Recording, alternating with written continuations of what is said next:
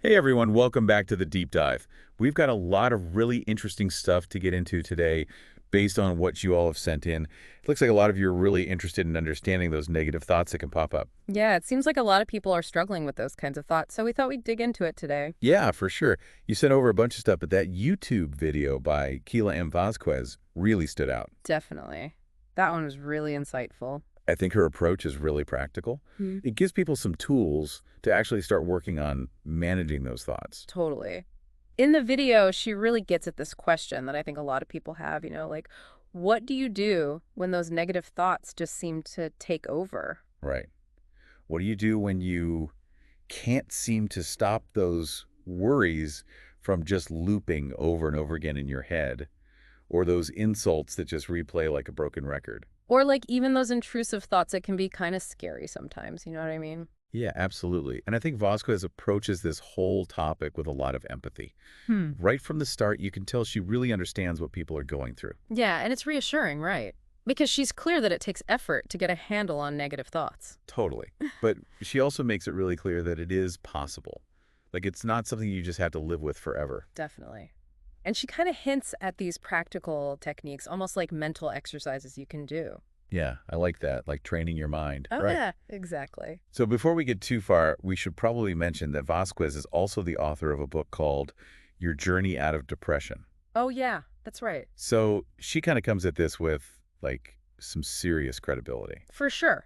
And right off the bat, she lays down this foundational idea about just how much power our thoughts have. Oh, yeah, I remember that part. Yeah, she uses this analogy that I think is really relatable about how everyday objects, like even something as simple as a lamp or a book, they all start as a thought in someone's mind. That's true. I never really thought of it that way. And then she brings in that quote from Proverbs 23:7, as a man thinks in his heart, so is he. Okay, yeah, that one really hits home. So what she's saying is that our thoughts aren't just these random things happening in our heads. They actually end up shaping how we see ourselves. And even how we experience the world around us, right? Exactly. Like, it's a pretty profound idea when you stop to think about it. It really is. And to really illustrate this, Vasquez shares this story about a high school student. This guy mistakenly got an SAT score back that was like way higher than it should have been. Oh, yeah, I remember that story. I think his score was something like 1480, which is, like, crazy high. Yeah, but his actual score was 740, so like way lower. Yeah, but here's the thing. He had no idea that there was a mistake. So he went around thinking he'd gotten this amazing score. And get this, he got super motivated. He applied to all these great universities and ended up building this really successful career as a magazine entrepreneur. It's wild, right? Like, his whole life changed based on this score that wasn't even real. Yeah, and the craziest part, he didn't even find out about the mistake until 12 years later. At that point, like, his whole life was different. That's incredible. So basically what we're taking away from this is that what we believe to be true can actually, like, shape our reality. Even if that belief isn't based on, like, totally accurate information. Right. So it's not just about positive thinking, it's about the power of our beliefs. Mm. And there's actually a term for this in psychology, self-efficacy. I've heard of that. Yeah, it's basically the belief in your own ability to succeed. And studies have shown that people with high self-efficacy tend to be more successful. They set bigger goals, they persevere longer, and they're more likely to achieve what they set out to do. Makes sense. If you don't believe you can do something, why would you even try? Exactly. But if you believe in yourself, you're more likely to take action, even when things get tough. And that belief can become like a self-fulfilling prophecy. Exactly. So yeah, this story really highlights just how powerful our thoughts and beliefs can be. Definitely. It's kind of mind-blowing when you think about it. So I think it's probably a good time to dive into some of the science behind our thoughts. Yeah, Vasquez actually shares some pretty interesting research on that. Like what? Well, she says that the average person has somewhere between 12,000 and 60,000 thoughts each day. Whoa, seriously. That's a lot of thoughts. Yeah, it's kind of crazy, right? And here's the thing. More than half of those thoughts tend to be negative. Oh, man. No wonder we feel stressed sometimes. And not just negative, but they also tend to be repetitive. Like those same thoughts just keep coming back over and over again. Ugh, tell me about it. And it's like, especially after we've had a negative experience, like if someone insults us or something, that thought can just stick with us. Yeah, it's like our brains get stuck on replay. Exactly. You know that feeling, right? Oh, for sure. And it's so hard to break out of that cycle. Totally. And actually, this connects to another point that Vazquez makes. It's about this study they did with Snow White and the Seven Dwarfs. Oh, yeah, I remember hearing about that. So they asked a bunch of people to name all seven dwarfs, right? Okay. And what they found was that most people could only remember the names of the negative characters, like Grumpy and Dopey. Interesting. So they had trouble remembering the positive ones, like happy. Yeah, exactly. And this is a perfect example of what psychologists call the negativity bias. Okay, so explain that to me. Basically, our brains are just wired to pay more attention to negative information. So, like, we remember negative things more easily than positive things. Exactly. And that's why negative news can feel so much more impactful than positive news. Yeah, I guess that makes sense. And it also explains why those negative thoughts can be so hard to shake. So what do we do about it? Like, how do we overcome this negativity bias? Well, Vazquez really emphasizes the importance of intentionality. She says that we have to make a conscious effort to shift our focus away from the negative. So it's not something that will just happen on its own. Definitely not. It takes work, and it takes practice. Okay, so we need to be intentional about changing our thought patterns. What kind of practical strategies does Vazquez recommend? Well, her first suggestion is journaling. Journaling.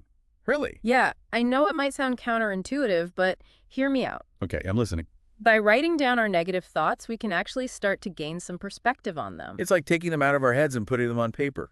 Exactly. And once they're on paper, we can start to see them more objectively. So it's not just about getting those thoughts out of our heads, it's about analyzing them, right? Yeah, And exactly. We can start to see if there are any patterns. Like, are we always thinking the same negative thoughts over and over again? And we can also start to question the validity of those thoughts. Like, are they really true? Or are we just making them up? Exactly.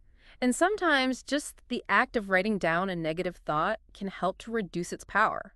That's interesting. Yeah, and Vazquez actually cautions against trying to just stop negative thoughts altogether. Oh, why is that?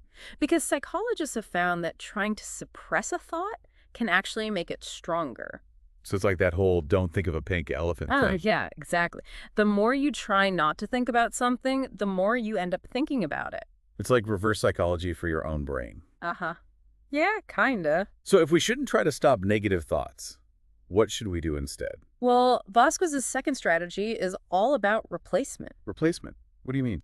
So instead of trying to fight against those negative thoughts, we can try to replace them with positive ones. Oh, okay, I see. So it's like instead of thinking I'm a failure, you might think I'm learning and growing. Exactly. And Vazquez actually gives some really specific examples in the video. Like, if someone is thinking, at this point in my life, I'm never going to be able to change, she suggests replacing that with, it's never too late to improve myself. Yeah, that's a much more empowering thought. And another example is the thought, I don't have enough money. Oh, yeah, that's a common one. She didn't give a specific replacement for that one, but she emphasized the importance of shifting our focus away from lack and toward abundance. So maybe something like, I'm attracting more abundance into my life. Yeah. Or I'm resourceful and capable of creating financial security. Yeah, exactly. It's about finding a positive affirmation that resonates with you. And then she also talked about replacing the thought, I'm never going to get out of this depression. Oh, yeah, that's a tough one. Her suggestion was to replace it with, I can overcome depression. It might not feel true in the moment, but saying it over and over can actually start to shift your mindset. It's like you're planting a seed in your subconscious. Exactly. And over time, that seed can grow into a strong belief in your own ability to heal. I like that analogy. Yeah, me too. So journaling and replacement, those are two great strategies. Does she have any others? Yeah, her third strategy is all about not feeding the negative thoughts. What do you mean by feeding them? So it's like this negative thoughts are like these little creatures that live in our minds. Okay, I can see where you're going with this. And just like any creature, they need food to survive. So what kind of food do negative thoughts thrive on? Well, they love things like doubts, complaints, and just generally dwelling on problems. So if we keep thinking about those negative things, it's like we're giving them more energy. Exactly. And the more energy they have, the stronger they become. So we need to starve them, right? Yeah, pretty much. We need to cut off their food supply. So how do we do that? Well, it starts with becoming aware of the things that we're doing to feed those negative thoughts. Like, are we constantly complaining? Are we always focusing on the negative? And are we talking about our problems over and over again without actually taking any steps to solve them? Exactly. Those are all things that we need to stop doing if we want to starve those negative I can thoughts. see how that would be tough, though. Like, it's natural to want to talk about our problems, right? It is, and it's important to have people we can confide in, Mm. but there's a difference between talking about something to process it and just endlessly complaining about it. Yeah, I see the difference. And Vazquez actually brings up some biblical verses to support this idea. Really? Which ones? She mentions Mark 7.14:15 and Proverbs 18.21. Both of these verses basically say that the words we speak have power. So what we say about ourselves and our lives can actually shape our reality. Exactly, and that includes our thoughts, because our thoughts are just unspoken words. That's a really interesting perspective. And to really drive this point home, Vazquez shares a personal anecdote about her own experience writing her book, Your Journey Out of Depression. Oh, I'm curious to hear this. So she talks about how she was really struggling with self-doubt while writing the book. That's kind of ironic, right? Considering the topic of the book. Yeah, it is. But she's being really honest and vulnerable here. She's saying that even someone who is an expert on overcoming depression can still struggle with negative thoughts. I think that's really important for people to hear. Like, it's not a sign of weakness to have negative thoughts. It's just part of being human. Exactly. And Vazquez goes on to say that she almost gave up on writing the book altogether because of these negative thoughts. Wow, really? Yeah, she was thinking things like, no one is going to want to read this, and this is a waste of my time. It's so easy to fall into that trap of self-doubt. It is. And Vazquez says that if she had given in to those thoughts, her book would never have been published. And all those people who have been helped by her book would never have had access to her wisdom. So basically, she's saying that negative thoughts can actually prevent us from achieving our goals and living our purpose. Exactly. And she draws a parallel between her own experience and the story of the student with the incorrect SAT score. Oh, yeah, I see the connection. Both of them were faced with negative thoughts and beliefs, but they chose to push through those thoughts and keep going. And as a result, they were able to achieve things that they never thought possible. Exactly. So the takeaway here is that it's not enough to just be aware of our negative thoughts.